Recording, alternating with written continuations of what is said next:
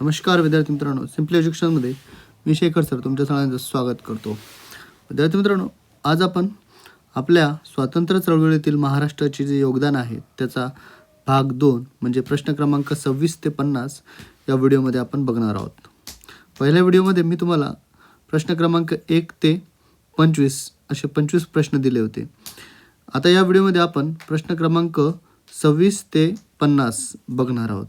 यामध्ये इतिहासाचं जे 11वीचं पुस्तक आहे त्यामधून मी या प्रश्नावली घेतलेली आहे. त्यामध्ये बघा, स्वातंत्र्य चळवळीतील महाराष्ट्राचं जे योगदान आहे ना त्यावरती काही प्रश्न मी तयार केलेले आहेत जे की तुम्हाला तुमच्या परीक्षेसाठी महत्त्वाचे ठरतील. तर चला विद्यार्थी मित्रांनो, विलंब न करता आपण आपला आजचा व्हिडिओ सुरू करूया. प्रश्न क्रमांक 26 बघूया. उमाजी नाईक यांना पकडून देणाऱ्यास 8 ऑगस्ट 1831च्या जाहीरनाम्यानुसार किती बक्षीस व जमीन जाहीर करण्यात आली होती? प्रश्न समजून घ्या विद्यार्थी मित्रांनो. प्रश्न 26 काय आहे तर उमाजी नाईक यांना पकडून देणाऱ्यास 8 ऑगस्ट 1831च्या जाहीरनाम्यानुसार किती बक्षीस व जमीन जाहीर करण्यात आली होती? अ पर्याय आहे 5,000 रुपये व 200 बिघे जमीन. ब पर्याय आहे 10,000 रुपये व 400 बिघे जमीन.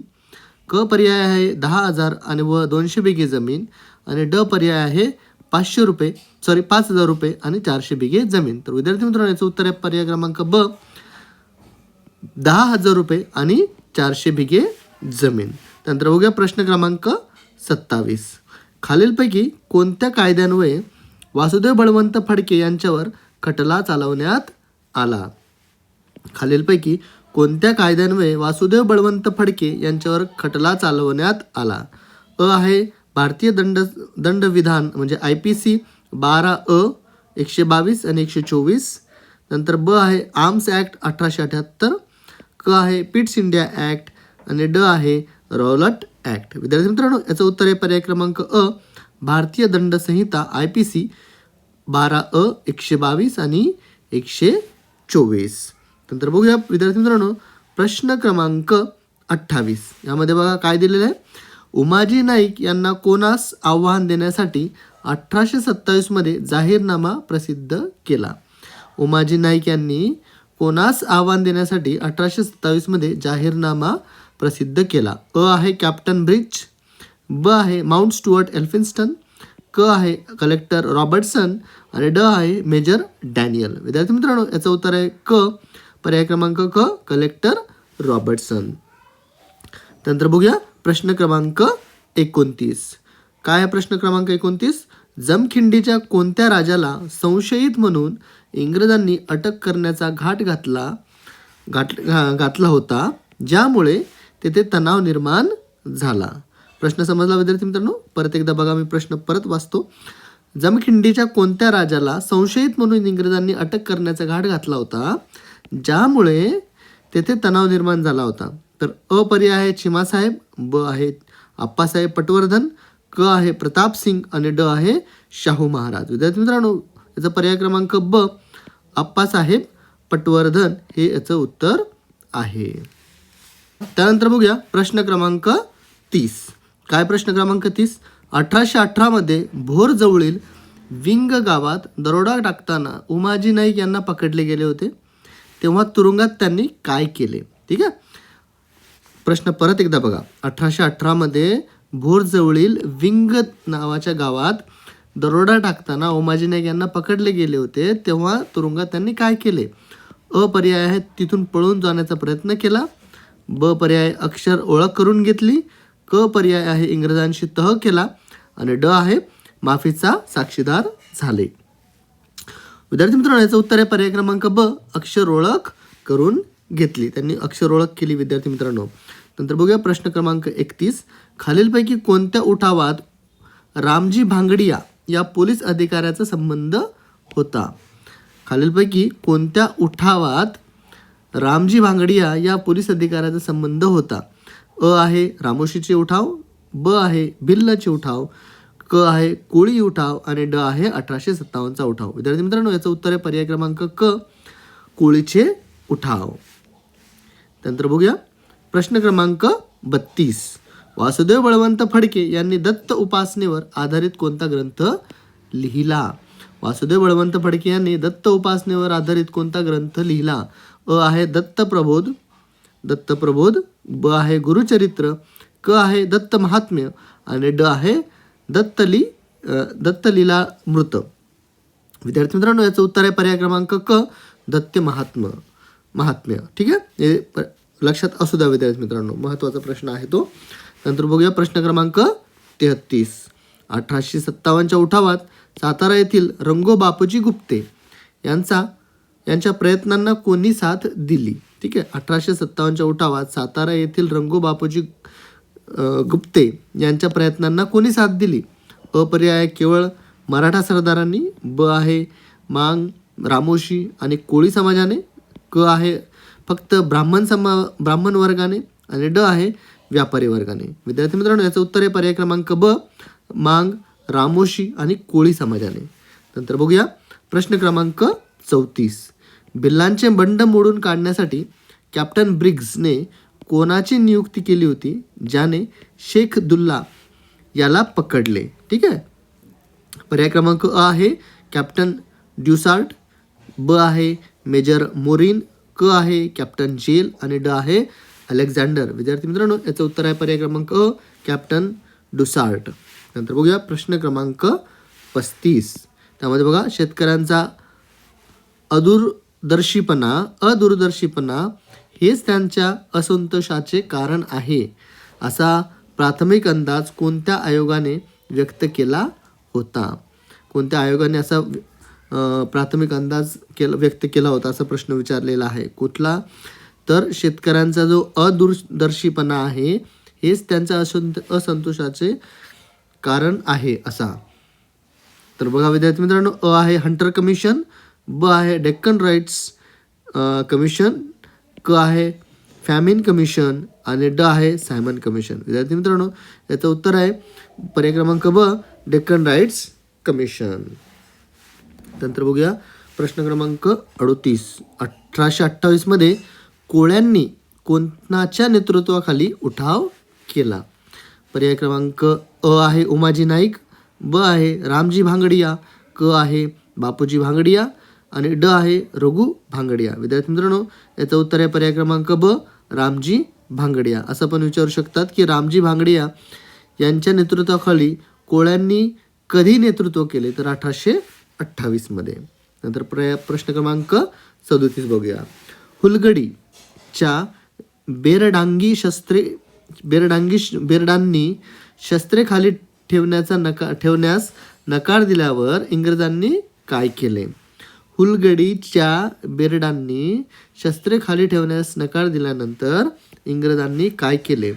अ तह केला, ब 200 बेसावध बेरडांची कत्तल केली, क आहे त्यांना सैन्यात भरती केले आणि ड आहे त्यांची वेतने परत केली. तर विद्यार्थी मित्रांनो, याचं उत्तर आहे पर्याय क्रमांक ब, 200 बेसावध बेरडांची कत्तल त्यांनी केली. नंतर बघूया प्रश्न क्रमांक 38. वासुदेव बळवंत फडके यांचा मृत्यू कोठे झाला? ठीक आहे, खूप सोपा प्रश्न वाटतोय बट लक्षात असू द्या. वासुदेव बळवंत फडके यांचा मृत्यू कोठे झाला? अ आहे येरवडा तुरुंग पुणे, दुसरं ब आहे सेल्युलर जेल अंदमान, क आहे एडनचा तुरुंग आणि ड आहे ठाणे येथील तुरुंग. विद्यार्थी मित्रांनो, याचं उत्तर आहे पर्याय क्रमांक क, एडनचा तुरुंग. नंतर बघूया प्रश्न क्रमांक 39. 1857च्या उठावात कोल्हापूरमध्ये बंडखोरांनी कोणत्या तारखेला दुसऱ्यांदा उठाव करण्याचा प्रयत्न केला? 1858च्या उठावात कोल्हापूरमध्ये बंडखोरांनी कोणत्या तारखेला दुसऱ्यांदा उठाव करण्याचा प्रयत्न केला? अ पर्याय आहे 31 जुलै 1857, ब पर्याय आहे 15 ऑगस्ट 1857, क पर्याय आहे 6 डिसेंबर 1857 आणि ड पर्याय आहे 26 जानेवारी 1858. विद्यार्थी मित्रांनो, याचं उत्तर आहे पर्याय क्रमांक क, 6 डिसेंबर 1857. त्यानंतर बघूया प्रश्न क्रमांक 40. 1879 मध्ये वासुदेव बळवंत फडके यांनी जाहीरनामा काढून कोणाचे डोके कापून आणणाऱ्यास बक्षीस जाहीर केले. ठीक आहे. 1879 मध्ये 1879 मध्ये वासुदेव बळवंत फडके यांनी जाहीरनामा काढला आणि कोणाचे डोके कापून आणणाऱ्यास बक्षीस जाहीर केले. त्या गव्हर्नरचं नाव आपल्याला सांगायचं आहे. पर्याय आहे राणी व्हिक्टोरिया, ब आहे गव्हर्नर सर रिचर्ड टेम्पल, क आहे मेजर डॅनियल आणि ड आहे व्हायसरॉय लिटन. विद्यार्थी मित्रांनो, याचं उत्तर आहे पर्याय क्रमांक ब, गव्हर्नर सर रिचर्ड टेम्पल. नंतर बघूया प्रश्न क्रमांक 41. लोक उमाजीच्या बाजूने आहेत, रयत इंग्रजांच्या बाजूने बोलत नाही, हा निष्कर्ष इंग्रज अधिकाऱ्यांनी केव्हा काढला? ठीक आहे. बघा प्रश्न परत एकदा सांगतो. लोक उमाजीच्या बाजूने आहेत, रयत इंग्रजांच्या बाजूने बोलत नाही, हा इंग्रजांचा जो निष्कर्ष आहे, हा निष्कर्ष इंग्रजांच्या अधिकाऱ्यांनी जो काढला तो केव्हा काढला?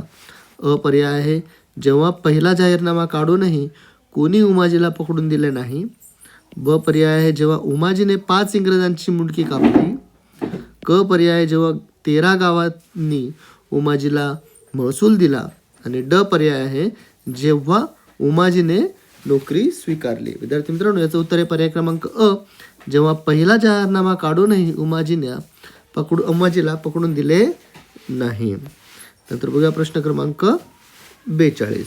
भिल्लांच्या कोणत्या नेत्याला फाशी देण्यात आली ज्याने सातमाळ भागात धुमाकूळ घातला होता? सातमाळ भागामध्ये भिल्लांचा असा कोणता नेता होता ज्याने धुमाकूळ घातला होता आणि त्याला फाशी देण्यात आली होती, असा प्रश्न विचारलेला आहे. पर्याय क्रमांक आहे सेवाराम, ब आहे चिल नाईक, क आहे हिरा आणि ड आहे तात्या भिल. विद्यार्थी मित्रांनो, याचं उत्तर आहे पर्याय क्रमांक ब, चिल नाईक. नंतर बघूया प्रश्न क्रमांक 43. वासुदेव बळवंत फडके यांनी आपल्या चळवळीसाठी तरुणांना काय शपथ दिली होती? वासुदेव बळवंत फडके यांनी आपल्या चळवळीसाठी तरुणांना काय शपथ दिली होती? अ पर्याय आहे अहिंसेची, ब स्वदेशी वस्तू वापरण्याची, क पर्याय आहे सरकारी नोकरी करण्याची आणि ड पर्याय आहे परदेशात जाण्याची. विद्यार्थी मित्रांनो, याचं उत्तर आहे पर्याय क्रमांक ब, स्वदेशी वस्तू वापरण्याची. नंतर बघूया प्रश्न क्रमांक 44.